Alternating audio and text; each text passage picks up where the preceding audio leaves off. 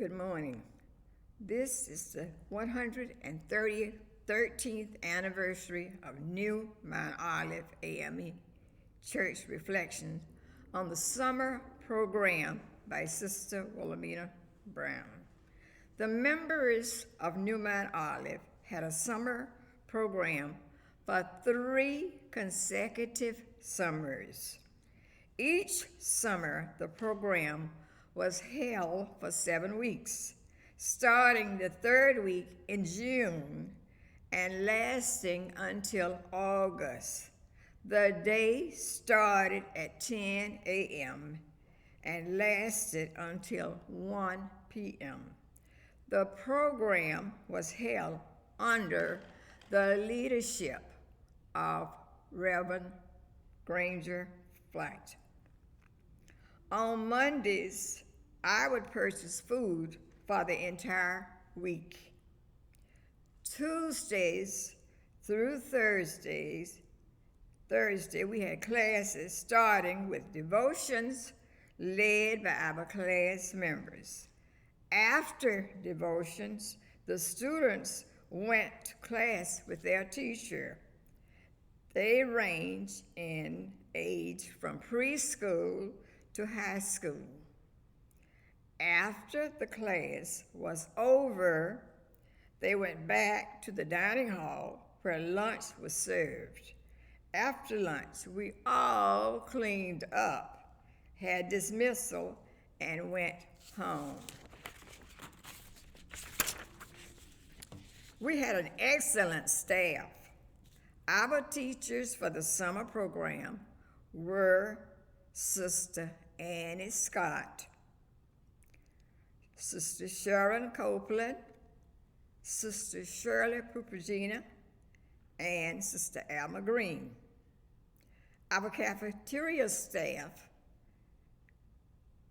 included Annie Spence, Sister Christina Spence, and her friend, Sister Robin Johnson, and Sister Gloria Bonds. Field trips were on Friday. We attended the Norfolk Zoo, Putt-Putt Golf, Portsmouth Museum, and the grand finale was a trip to Busch Garden in Williamsburg. The trip was funded by the church members, parents, and friends.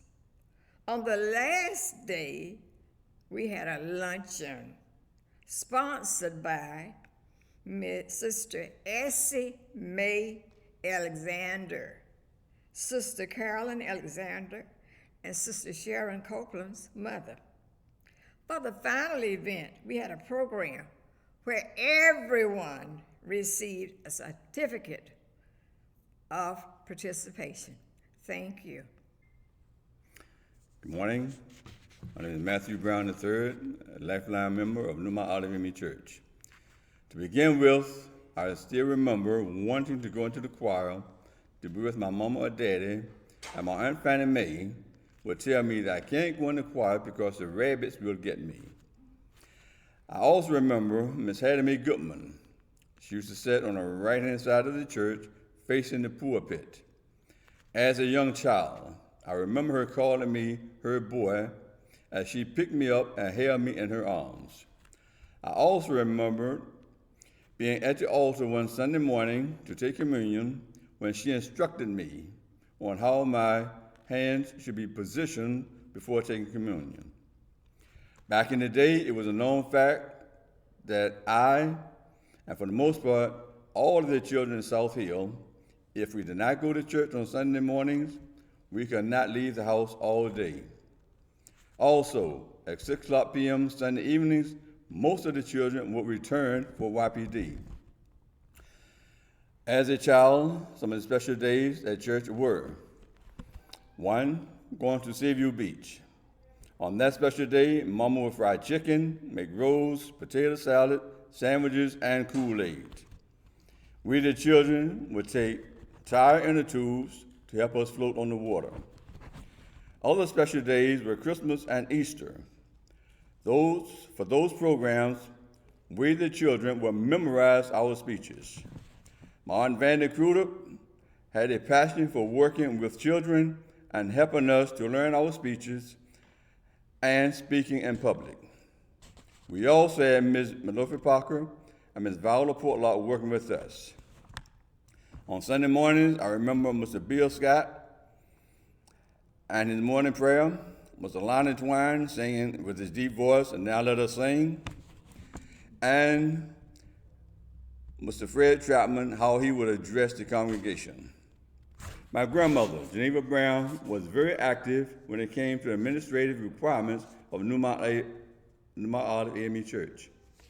I remember her talking with other members of the church to include Mr. Bill Scott, Miss Annie Marjorie McDonald, Mr. Ernest Brown Sr., and my Aunt Alma Hassel, when they were going through the process of renovating the old church. She was also the pianist for many years until she stepped down due to medical issues. Lastly, I have to continue to praise God for blessing me with my mother, Doris Brown, for her prayers. I know that my mother prayed for me and my brothers. With her being the mother of 5 boys, she had her hands full and ruled with an iron fist. I remember having a conversation with Mama about tithing, which is something she truly believed in. She would say that she did not have much, but what she did have, she would have to pay her tithe. Thank you. I've been asked to share one of my memories of being a lifelong member of New Mount Olive AME Church. I am Denise Littleton, a lifelong member, as I have mentioned, as well as a descendant of the founder, one of the founders of this church. One of the things, or I guess a category of a thing that I remember the most, is the people.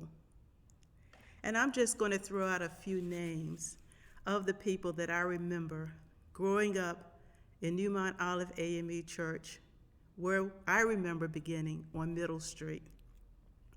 Fred Trotman, Leroy Trotman, Geneva Brown, Bubba Brown, Vanny Crudup, Alma Hassel, Robert and Nancy Harvin, Bill and Julia Scott, Lord and B. Copeland, Johnny May Copeland, Malofia Parker, Viola Portlock, Colin Coleman Sr., Ernest and Minnie Brown Sr., Kavasi and Annie Simpson, Kanalin and Nina Stansel, Lonnie and Ethel Twine, Hattie Baxter, Mamie Cuffey, Hattie Goodman, Annie McDonald, and Raymond Edmonds. These people were strong supporters of the church, and they really were the bridge of our founders to where we are today. In fact, this church probably would not have existed without those people. Many of us today in this church, and many of us who are speaking today, are the children, grandchildren, and great-grandchildren of these people. These people also reared us to be churchgoers. You went to church every Sunday, unless you were ill. If you did not go to church, you might as well have been ill because you weren't going to go anywhere else for the remainder of the day. It was that philosophy that I wound up playing for the youth choir every Sunday from the time I was 12 until I graduated from high school. During that time, the youth choir did not have a designated Sunday to sing like today. Until much later, they were allowed to sing on the 5th Sunday. So each Sunday, the youth would sing a song, a hymn. Each Sunday, every Sunday, we were not allowed to miss a Sunday, and I was the organist. We ranged in age from 4 until about 16. It was one way to keep the youth engaged in the church, And my mother also thought it was a good idea for me to practice how to play the piano. I found it to be the beginning of a sense of responsibility as well as a connection to the church. I've had many experiences and I've traveled the world and I've attended many, many churches. But because of the people and the experiences that I have had here, New Mount Olive will always be my home. Good morning. My name is Philip Twine Sr. I'm a lifetime member of New Mount Olive AME Church, where I have some real deep roots here. My grandfather, Cornelius Moore, was a ex-pastor here. My parents, Mr. Lonnie Twine and Mrs. Lee After Twine, were outstanding members here. My mom, she was a organist. She played from first Sunday to fourth Sunday most times.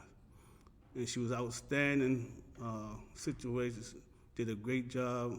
She helped me, she got me into singing in choirs and things like this. And she did an outstanding job in doing that. She didn't take anything bad about it. Now, my dad, outstanding officer, loved to sing. He sang in the choir also. He was a bass, loved to sing the bass. And we were outstanding. Now, there was no doubt we going to church every Sunday. We had 4 boys. Now, we had no excuse. Our house was right beside the church. 10 steps, we were right there at New Mount Olive on Miller Street. So church was no problem at all. And then with my parents' guidance, I mean, I had some outstanding people in our church who I respected for a long time. One of them, Miss Viola Portlock. Not only she was a great teacher in summer Sunday school and working with the young, she was my godmother, okay? And other people, I can name for days. Even Miss Doris Wilson right now was outstanding helping me because I was in the senior choir when I was 17, okay? And my mom said, oh, I don't care, you can sing, okay? So again, we've been singing ever since. Other people, Miss McDonald, who I used to teach with, were outstanding. Miss Hattie Goodman, all these young people gave me the guidance and direction as long as I've been in New Mount Olive. I love this church. I've been here from day one and will continue to be here from day one.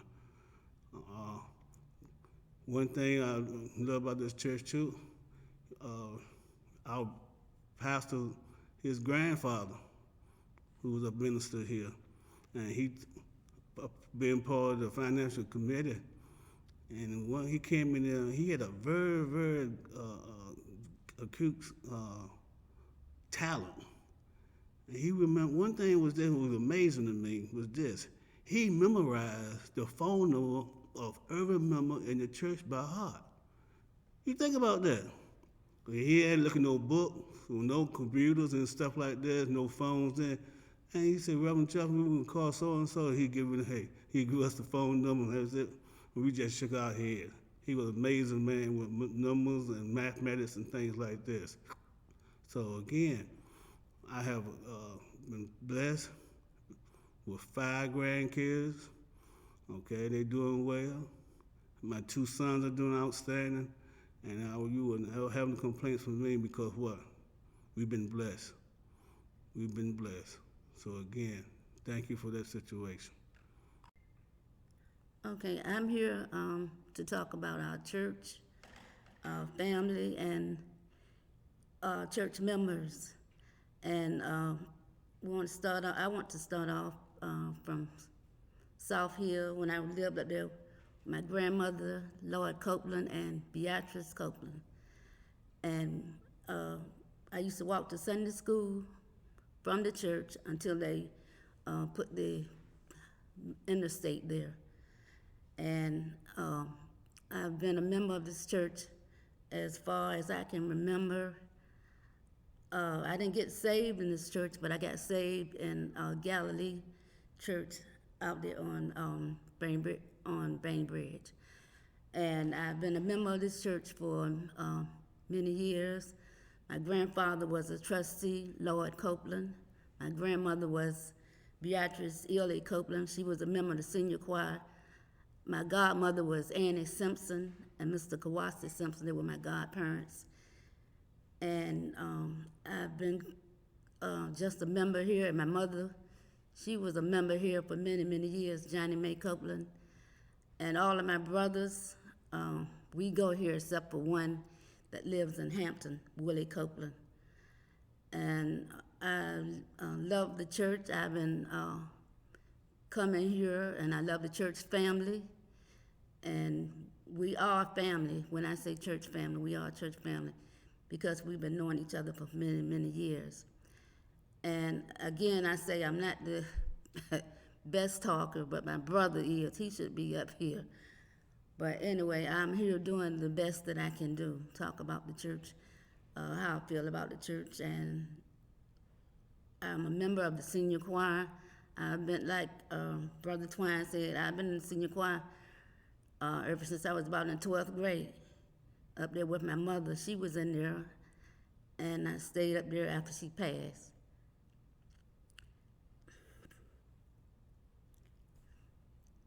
So the Copeland family and the Spence family are one, and we'll continue to come to the church, support the church, and do what we can for the church.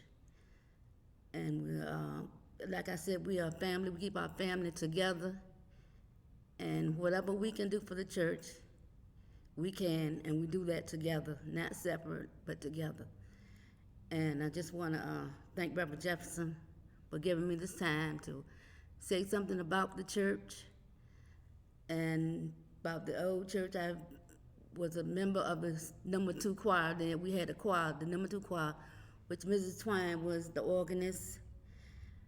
And there was a time when, like I tell people, she was the one that made me sing a solo one time when I didn't want to. But she did. She had that kind of tact that when she said she wanted you to do it, you would do it, and you did it gladly. So I just want to say, remember her and all the other people from Southfield, the Stancils, the Portlocks, the Scotts, some of them from Mr. Bill Scott from Southfield.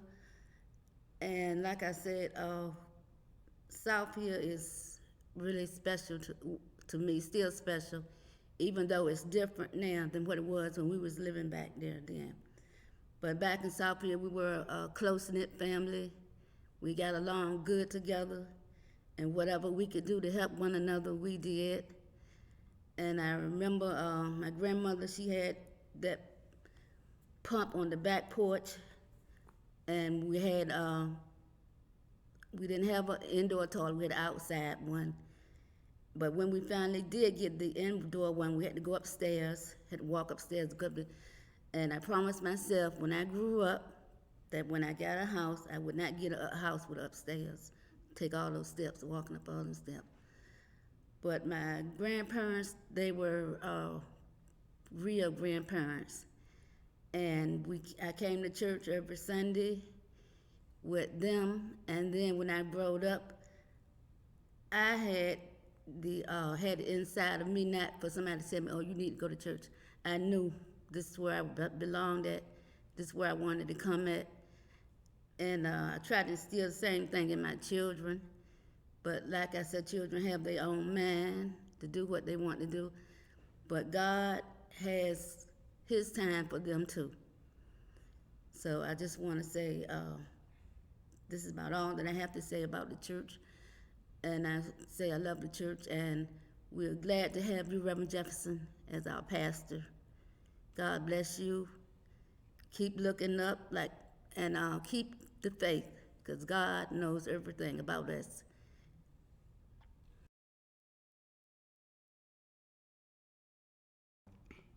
Looking forward in the future for New Mount Olive.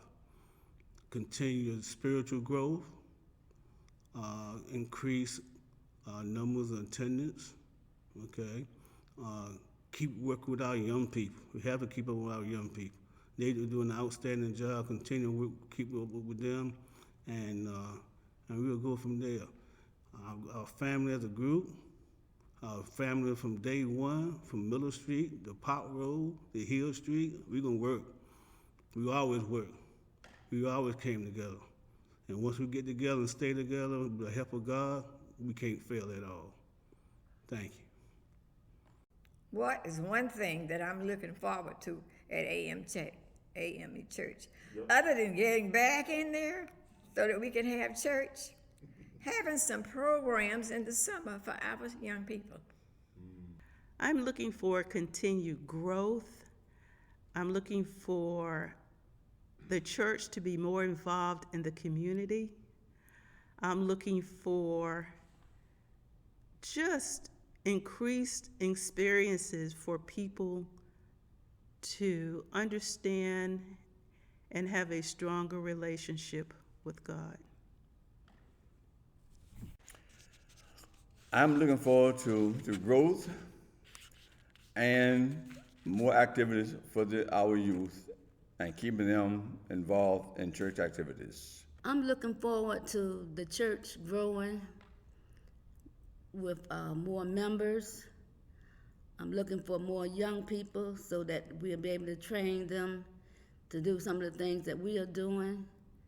Because I know we won't be here always. There's come a time that we're going to be leaving, not physically, but we'll be leaving, going on home to heaven. So we want people here that willing to work.